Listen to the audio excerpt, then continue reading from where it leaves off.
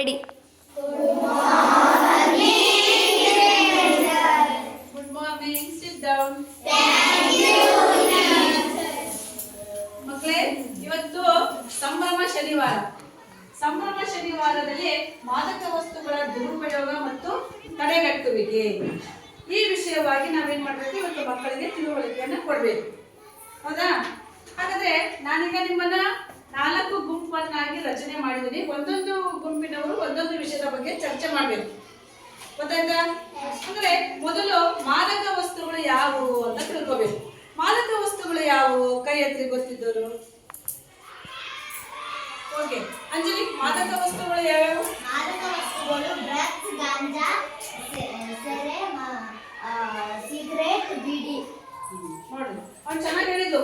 ಮಾದಕ ವಸ್ತುಗಳಂದ್ರೆ ಸಿಗರೇಟ್, ಬೀಡಿ, ತಂಬಾಕು, ಜರ್ದ, ಗಾಂಜಾ, ಡ್ರಗ್ಸ್, ಮತ್ತೆ ಸಾರಾಯಿ ಕುಡಿಯೋದು, ಇವೆಲ್ಲವುಗಳಿಗೆ ನಾವು ಮಾದಕ ವಸ್ತುಗಳು ಅಂತ ಕರಿತೀವಿ. ನೋಡ್ರಿ ಮಕ್ಕಳೇ, ಇಲ್ಲಿ ಒಂದು ಚಾರ್ಟ್ ಅನ್ನ ಹಾಕಿದೀನಿ.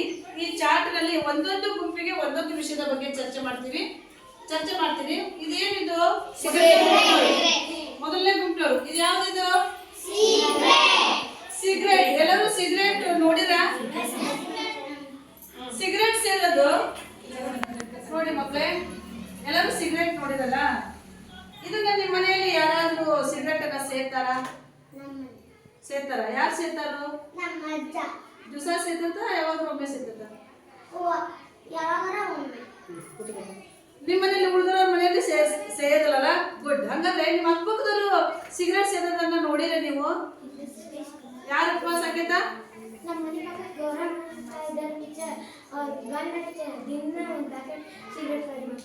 ನೋಡ್ರಿ, ಅಚ್ಚುತ್ ಸಾಕೇತ ಮನೆ ಪಕ್ಕ ಒಂದ್ ಅಜ್ಜ ಒಂದು ಪ್ಯಾಕೆಟ್ ಸಿಗರೇಟ್ ಸೇರ್ತದ. ಹಾಗಾದ್ರೆ ಸಿಗರೇಟ್ ಸೇರೋದು ಆರೋಗ್ಯಕ್ಕೆ ಒಳ್ಳೇದ ಕೆಟ್ಟದ್ದ? ಸಿಗರೇಟು ಇದು ಆರೋಗ್ಯವನ್ನ ಹಾಳು ಮಾಡ್ತತಿ. ಸಿಗರೇಟ್ ಸೇರೋದ್ರಿಂದ ಯಾವ ಕಾಯಿಲೆ ಬರ್ತತಿ ಅಮಿತ?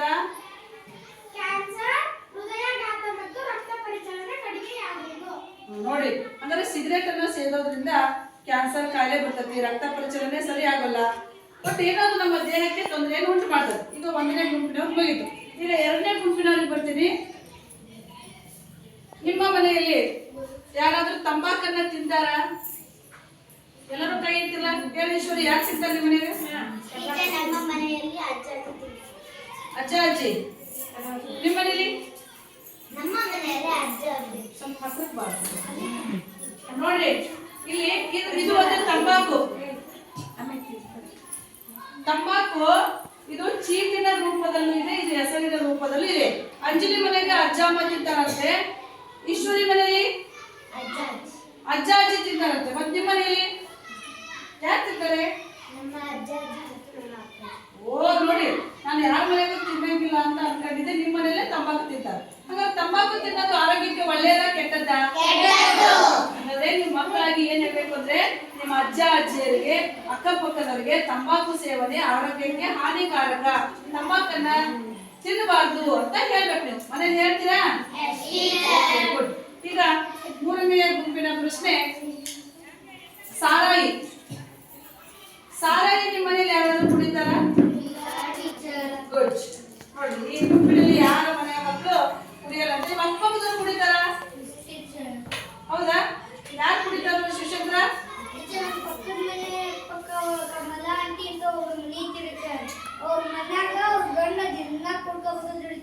ದಿನ ಕುಡ್ಕೊಂಡ್ ರಾತ್ರಿ ಗಲಾಟೆ ಮಾಡ್ತಾರೆ. ಯಾರಾದ್ರೂ ಕುಡಿಬೇಡ ಅಂತ ಹೇಳಕ್ ಹೊರಡ್ತಾರೆ, ತಿರುಗಿ ಬೈತಿರ್ತಾರೆ ಅವ್ರಿಗೆ.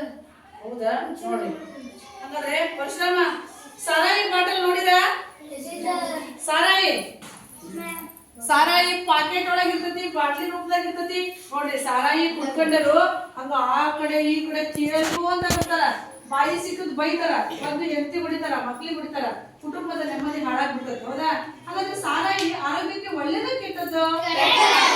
ಕೆಟ್ಟದ್ದು. ನೀವೇನ್ ಮಾಡ್ಬೇಕಪ್ಪ ಅಂದ್ರೆ, ನೀವು ಮಕ್ಕಳಾಗಿ ನೀವು ಅಕ್ಕಪಕ್ಕದಲ್ಲಿ ಯಾರಾದ್ರೂ ಕುಡಿತಾ ಇದ್ರೆ ಅವರಿಗೆ ಒಂದು ತಿಳುವಳಿಕೆಯನ್ನ ಕೊಡ್ರಿ. ಸಾರಾಯಿ ಕುಡಿಯೋದು ಆರೋಗ್ಯಕ್ಕೆ ಕೆಟ್ಟದ್ದು, ಇದರಿಂದ ಯಕೃತ್ತು ಲಿವರ್ ಹಾಳಾಗ್ತತಿ, ಕುಡಿಬೇಡ್ರಿ ಅಂತಕ್ಕಂಥ ತಿಳುವಳಿಕೆಯನ್ನ ಕೊಡ್ರಿ ಮಕ್ಕಳೇ. ಆಯ್ತಾ?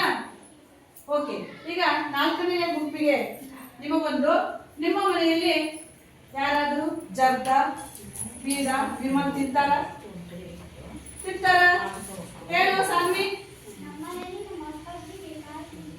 ನಿಮ್ಮ ಅಪ್ಪಾಜಿನ ವಿಮಲ್ ತಿಂತ ನಿಮ್ಮ ಮನೇಲಿ